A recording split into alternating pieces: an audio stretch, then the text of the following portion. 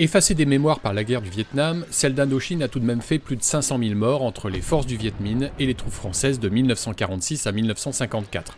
À Saint-Jean-de-Liversé, la mère Sylvie Gatineau a souhaité rendre hommage à tous ces hommes tombés au combat, très loin de chez eux, lors d'une cérémonie le 12 juin dernier, au monument aux morts et au cimetière du village. D'abord, c'est une guerre qui est un peu méconnue, je pense, du grand public. Moi, j'ai découvert plein de choses là en voulant organiser cette cérémonie avec les anciens qui m'ont communiqué beaucoup de choses. Et en fait, c'est une guerre qui a été, je pense, très éprouvante dans un contexte et un milieu qu'on ne connaissait pas du tout, puisque le milieu d'Indochine, c'est pas du tout le même territoire que ce qu'on peut connaître en Europe.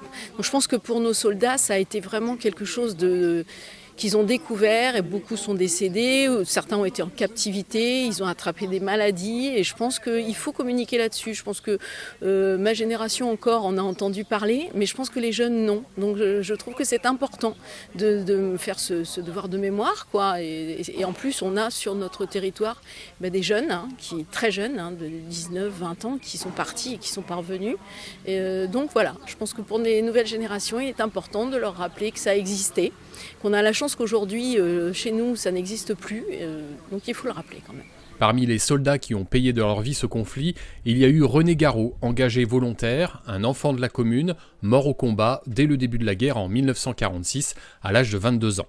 Le conflit d'Indochine s'est achevé en 1954 par le retrait des troupes françaises. Un an plus tard débutait la guerre du Vietnam. Le départ des Français a mis fin à 100 ans de présence française en Indochine.